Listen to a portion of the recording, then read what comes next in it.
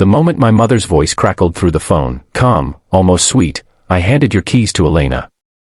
She's settling in while you're away. I felt something inside me fracture, not with rage, not with shock, but with the cold, clean snap of a rope finally giving way after years of strain. I was 4,200 miles from home, standing barefoot on a stone balcony in Crete, the Aegean wind tugging at my shirt, salt thick on my lips. The sunset was bleeding orange across the water, the kind of beauty postcards lie about because they can't capture how lonely perfection can feel. My wife, Lena, was inside rocking our 4-year-old son, Elias, to sleep. His small breaths were the only sound softer than the waves. I pressed the phone harder against my ear, as if pressure could make the words untrue. She kept talking, casual, like she was telling me she'd watered the plants. Elena's been through so much. She needs a stable roof for the kids. You're hardly ever home anyway. In the background I heard my father mutter, low and familiar, he's on another trip. What's the big deal? I didn't yell. I didn't beg. I just said, very quietly, okay, and ended the call. That single word surprised even me. My name is Elias Kane, and for 37 years I've been the family's safety net, the one who catches without complaint. They call me the quiet one, the reliable one, the one who'll sort it out. What they never called me was owner, of my time, my money, my home.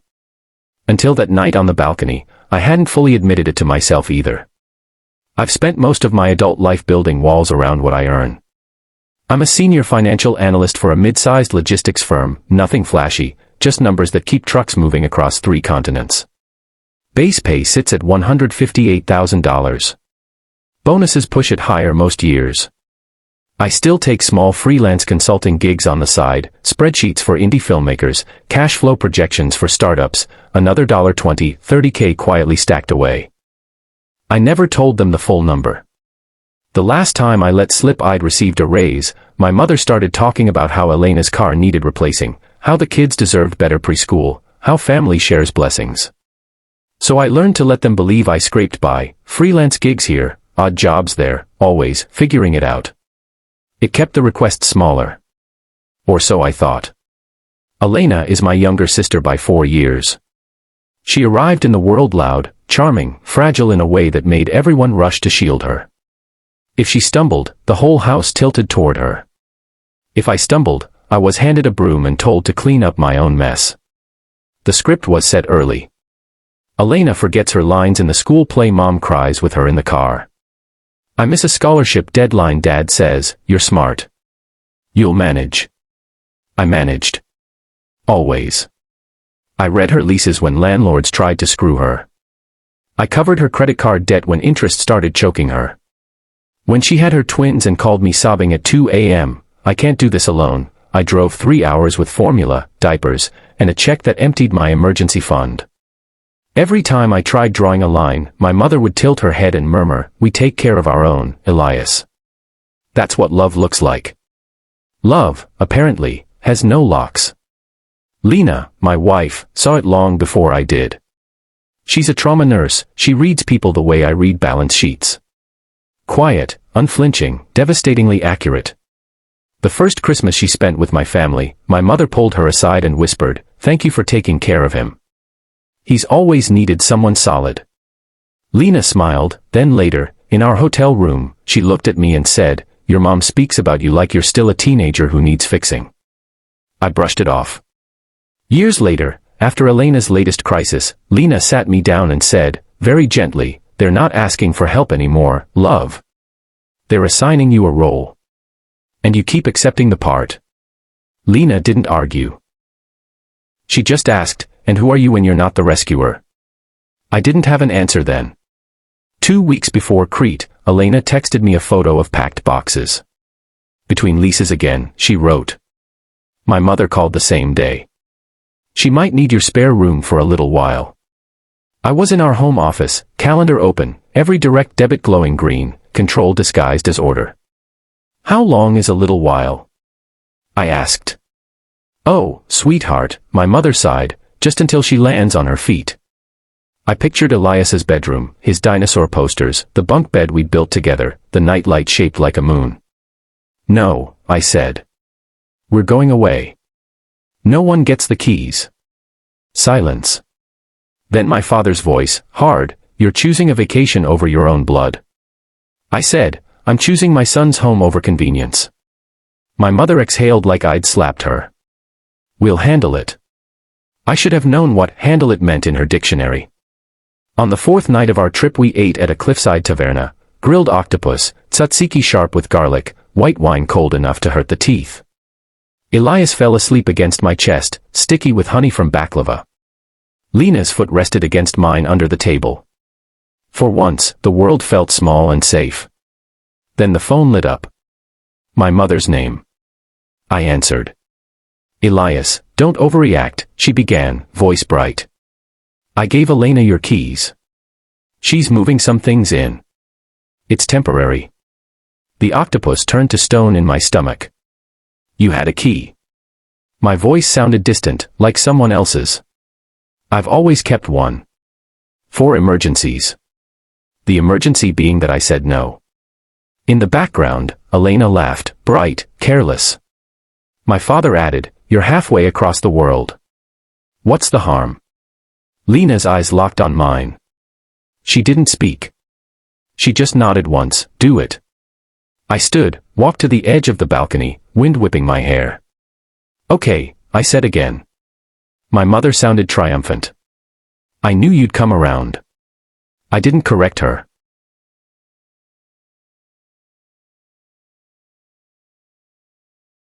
I dialed my landlord instead, Mr. Delgado, 64, former Navy, owns 4 walk-ups downtown. No nonsense. He picked up on the first ring. Elias. It's late. Someone entered my apartment without permission, I said. My mother gave my sister a key. She's changed the locks. Moved furniture in. A long breath. You didn't approve this. No. Text me the address again. I'm on my way. Locksmith first, then police if needed. I sent the details. He called back in 90 seconds. I'm driving over now. If she's altered the property, that's trespassing and vandalism. Stay on the line if you can. I stayed. Lena came up behind me, arms around my waist. Elias still slept inside.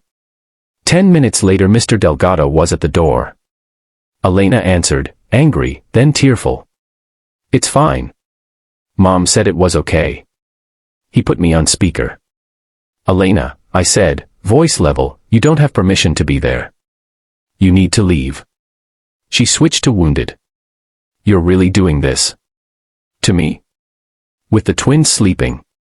I didn't bite. You changed my locks. That's illegal. Mr. Delgado cut in, police are en route. Ma'am, step outside. My mother grabbed the phone. Elias, stop this. We'll fix it when you're back. No, I said. We fix it now. I hung up. 23 minutes later, text from Mr. Delgado, police removed her. Nonviolent, but loud. Locksmith rekeyed everything. Invoice to follow. New keys waiting at my office. My hands shook.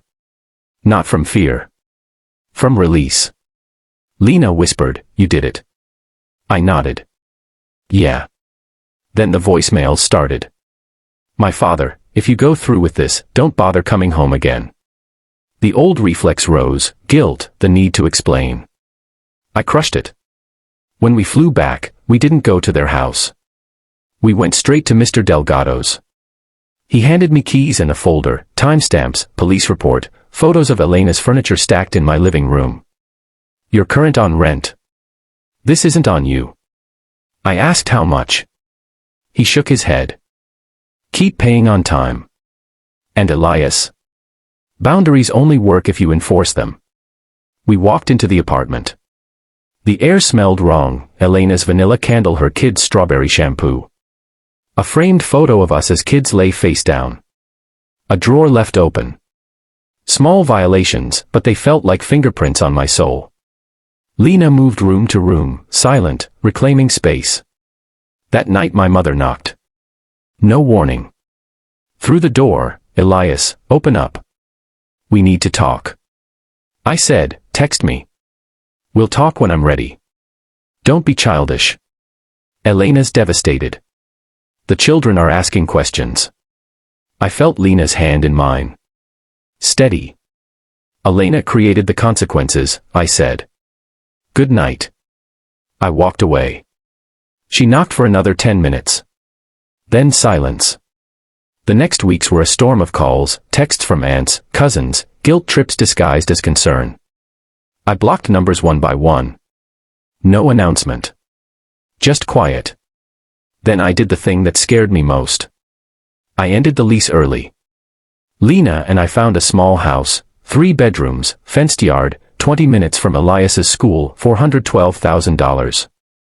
Down payment from the account they never knew existed. Private sale. No one's name but ours. When the guilt letters arrived, handwritten, dramatic, I read one aloud to Lena. You've torn this family apart. I folded it. No.